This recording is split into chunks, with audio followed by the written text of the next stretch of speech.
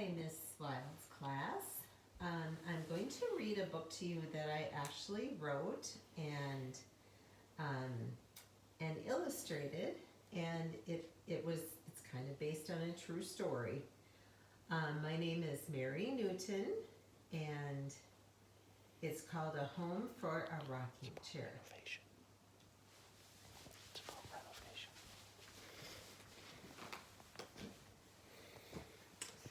Okay, it was a sad day when Grandma Marie and Grandpa Ole brought me to the cold, lonely basement of their apartment building. I guess there wasn't enough room for me upstairs. The only company I had in the dark room was an old, saggy bed and a cedar chest covered with dust. I felt a chill grow through my wood as the fierce north wind howled through the basement walls. How long will I be in this miserable, dark place? I wondered anxiously. Days passed and I saw no one. My joints ached from lack of exercise and I was collecting dust. Finally, one day I heard a big truck drive up to the building and stop. Lots of people came in the apartment laughing and shouting. They sound so happy, I thought longingly. I wish they would rescue me from this awful place. The family moved in, but no one ever came to see me. My varnish was coming off because I cried so much. I'm so lonesome. I wish someone would come and sit with me. One day, a tall man peered into the room I was in. He quickly glanced around and said, "No dressers in here, Mary Beth, just a lumpy bed and a cedar chest." With that, he closed the door with a thud. My heart went thud too. I'm here. I'm something. Didn't you see me? Tears streamed down my face as I hunched in the corner alone. Then one day when I was sleeping, a bright light woke me up. Someone was looking at me. "Oh, it's perfect," she squealed and sat down without even wiping off the dust. Then she tipped me forward and backward and sideways and upside down until I was dizzy and started to wobble. Then, as fast as she came in, she left. I didn't know what to do. Would she come back for me, I wondered? Later, the man and woman came back saying how nice Grandma Marie and Grandpa Ole were to give them their rocking chair.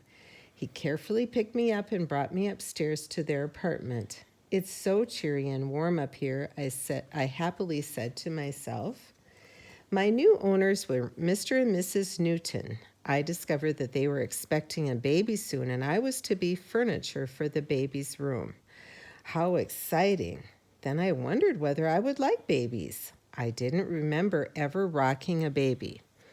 I had no time to worry because my new owners kept me busy. First, they dusted me off. Then they sanded my old paint with an electric sander. That hurt. I didn't feel sore for long because Mr. and Mrs. Newton covered me with a lovely sunny yellow paint. I felt young again. When my paint dried, they brought me to the baby's room. The other furniture was yellow like me. A cushion that matched the bright curtains and baby quilt was fastened to my seat. Now I was ready to rock. Finally, the day came to bring baby Rachel home from the hospital. "She's so tiny," I gasped. "How will she fit on my lap?" Her mom knew the answer, though. She sat down with Rachel. I peeked over her shoulder and watched Rachel fall asleep. I sat between the crib and the dresser right underneath the window in Rachel's room. During the day, sun poured down on my back, while at night I kept guard over Rachel in her crib. I got lots of use while Rachel was little. Often in the middle of the night, Rachel would cry. Her mother and I would hold Rachel until she fell asleep. Sometimes her dad and I would rock Rachel in the morning during his daily devotions. Other times he would sing her to sleep. Now that Rachel is older, her mom and dad often read to her while sitting on me. No longer will she fall asleep when we rock her. She's too interested in looking at books and playing, but that's okay. As long as Rachel goes to sleep in her crib, she can do other things when she sits on me.